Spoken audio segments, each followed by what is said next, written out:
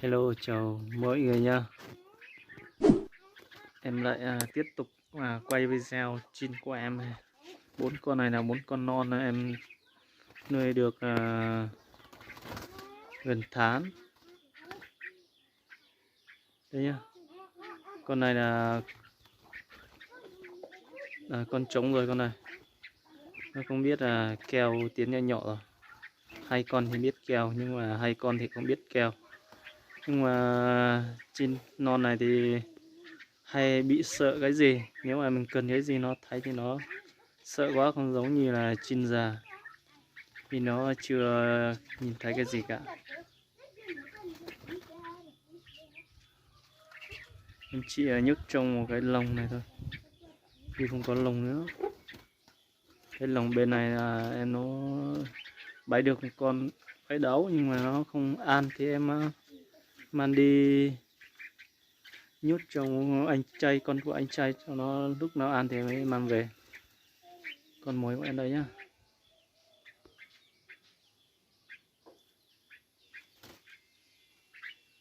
Bây giờ nóng quá là 12 giờ. Nó chỉ là hot tiến nhỏ như thế này.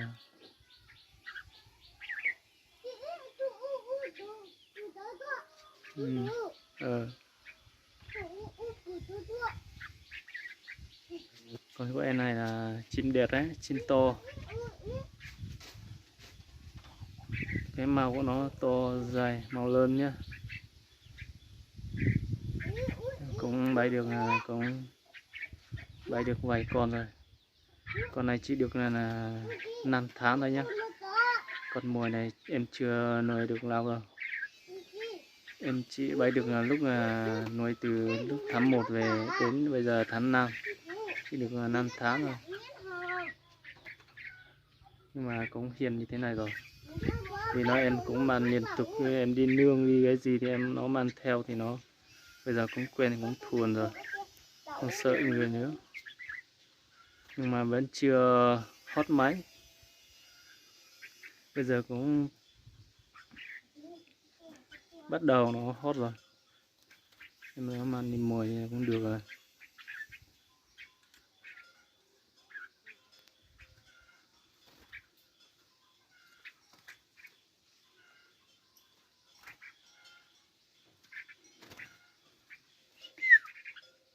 Em không có lồng to, em để cái lồng nhỏ này thôi. Có cái lồng to thì nó ở trong cái lồng thì nó đẹp hơn, nhảy đi nhảy lại thì mới đẹp. Em chỉ cho nó cầu ít như thế này thôi, cái lồng này nhỏ quá.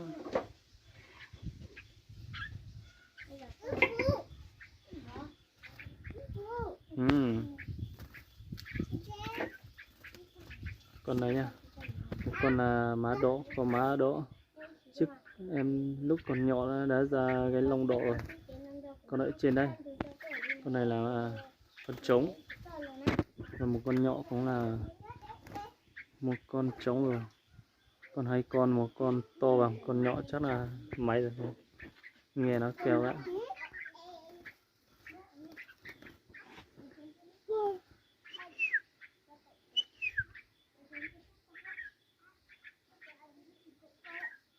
Con trống là con này đấy, con này ngay này nha, đẹp quá. Con này chắc là to, khi nào nó trưởng thành thì nó quá đẹp luôn.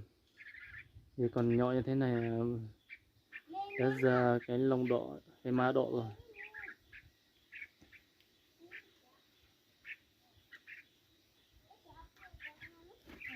Thái độ của nó thì thái độ nó tốt.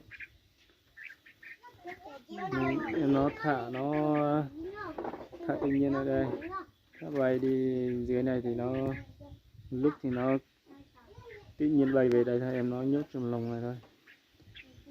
Sáng sớm thì em thả nó đi và em treo quả ở đây nha. Quả này thì em treo ở đây thì nó để ở đây thì nó đi chơi một tí thì nó về ăn ở đây thì nó bắt đây thôi.